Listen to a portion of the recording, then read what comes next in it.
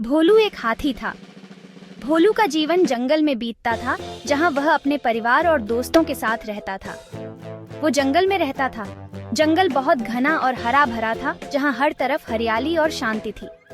जंगल में बहुत सारे पेड़ थे और बहुत सारे जानवर भी।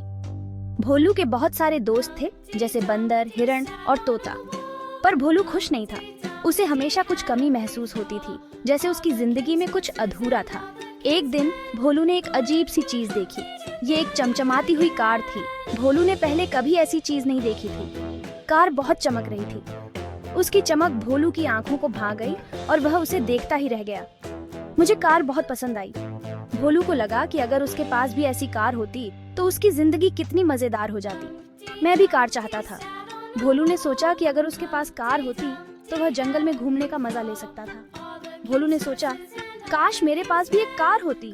वह कार में बैठकर जंगल की सैर करने के सपने देखने लगा। कार में बैठकर वो कितना अच्छा होता। भोलू ने कल्पना की कि वह कार चलाते हुए अपने दोस्तों को दिखा रहा है और सब उसकी तारीफ कर रहे हैं। भोलू ने अपने दोस्तों को भी अपनी इच्छा बताई। सबने उसकी बात सुनी और उसे कार के बारे में और जानने के लिए प्रोत्साहित किया।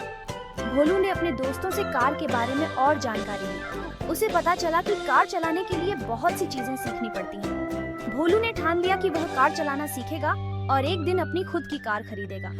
उसने अपने सपने को पूरा करने के लिए मेहनत करने का निश्चय किया। भोलू हर दिन कार्स देखता था।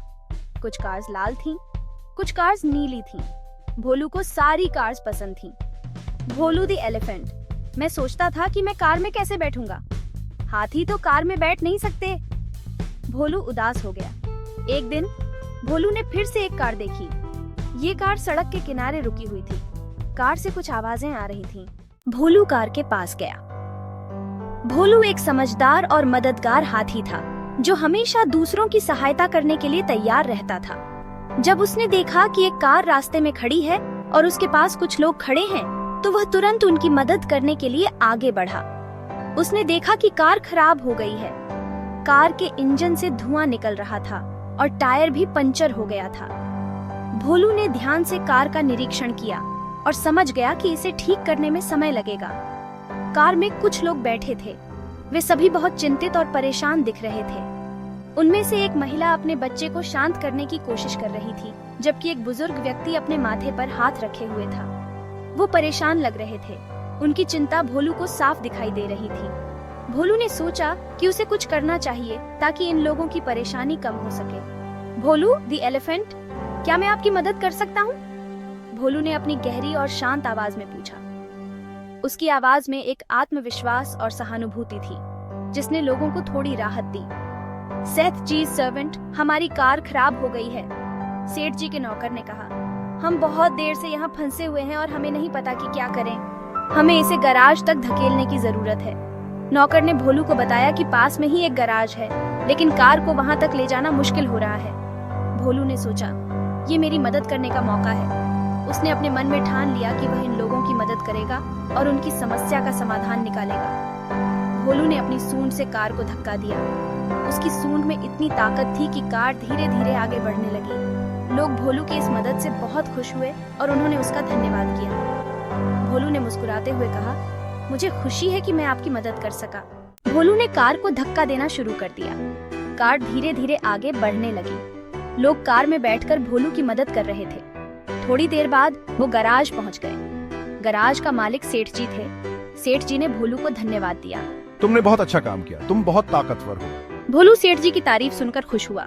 तुम क्या चाहते हो? मैं तुम्हें इनाम देना चाहता हूँ। मुझे एक कार चाहिए। सेठ जी हंस पड़े। हाथी कार नहीं चलाते? भोलू उदास हो गया। चिंता मत करो, मैं तुम्हारे लिए खास कार बनवाऊंगा। भोलू खुशी से उछल पड़ा। कुछ दिनों बाद भोलू और सेठ जी की मुलाकात हुई।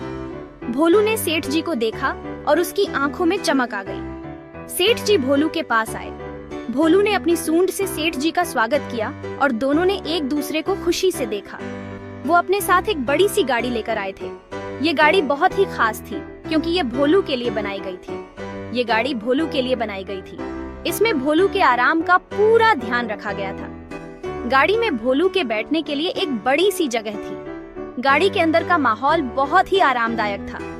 भोलू अपनी सूंड से गाड़ी चला सकता था। गाड़ी के सभी कंट्रोल्स उसकी सूंड की पहुंच में थे। भोलू बहुत खुश हुआ। उसने सेठ जी को धन्यवाद दिया। भोलू ने अपनी खुशी जाहिर की और सेठ जी को दिल से धन्यवाद कहा। भोलू का सपना पूरा हो गया था। उसने हमेशा से एक गाड़ी चलाने का सपना देखा था और आज वो सपना सच हो गया। अब वो अपनी नई गाड़ी में जंगल में घूम सकता था। भोलू ने गाड़ी स्टार्ट की और जंगल की सैर पर निकल पड़ा। उसकी खुशी का ठिकाना नहीं था। गाड़ी चलाते हुए भोलू ने जंगल के हर कोने का आनंद लिया। उसने अपने दोस्तों को भी अपनी नई गाड़ी दिखाई। भोलू के दोस्तों ने उसकी गाड़ी की तारीफ की और सबने मिलकर खूब मस्ती की। भोलू की नई सवारी ने उसे और भी खुश कर दिया। भोलू और उसके दोस्तों ने मिलकर इस खुशी के मौके को सेलिब्रेट किया। सबने मिलकर गाने गाए और नाचे। दिन ढलते ढलते भोलू अपनी गाड़ी में बैठकर सूरज की ओर बढ़ चला। उसकी नई सवारी ने उसकी जिंदगी में एक नई खुशी भर दी थी।